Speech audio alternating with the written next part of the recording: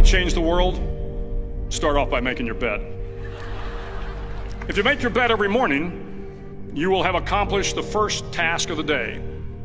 It will give you a small sense of pride, and it will encourage you to do another task, and another, and another. And by the end of the day, that one task completed will have turned into many tasks completed.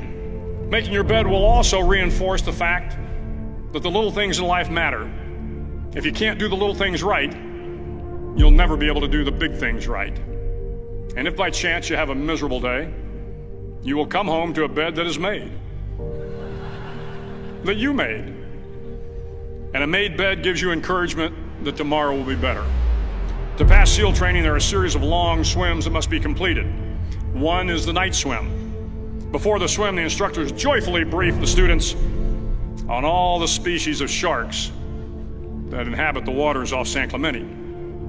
They assure you, however, that no student has ever been eaten by a shark, at least not that they can remember.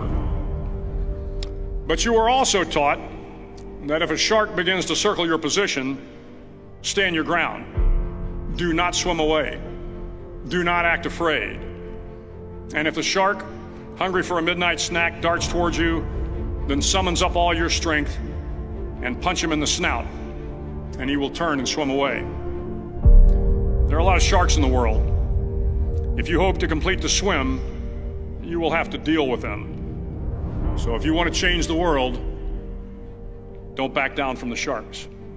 Over a few weeks of difficult training, my SEAL class, which started with 150 men, was down to just 42. There were now 6 boat crews of 7 men each.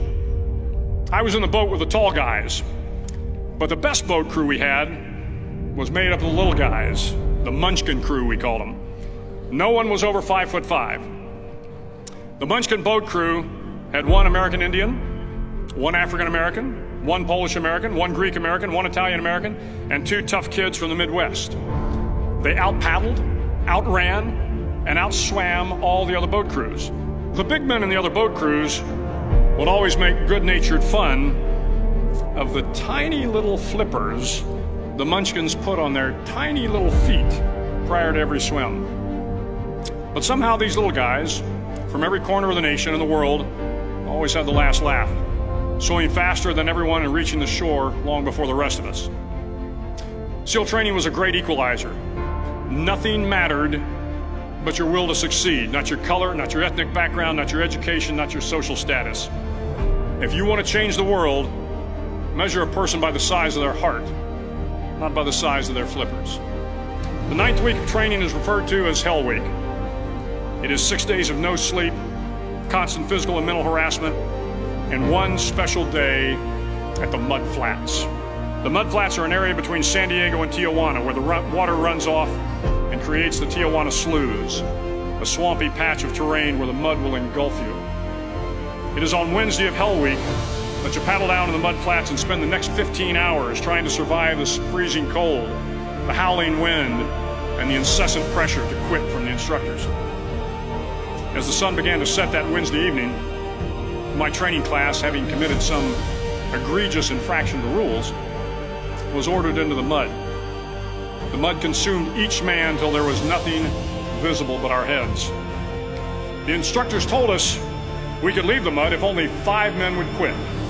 Only 5 men, just 5 men, and we could get out of the oppressive cold. Looking around the mud flat, it was apparent that some students were about to give up. It was still over 8 hours till the sun came up. 8 more hours of bone-chilling cold. The chattering teeth and the shivering moans of the trainees were so loud, it was hard to hear anything. And then one voice began to echo through the night. One voice raised in song. The song was terribly out of tune, but sung with great enthusiasm.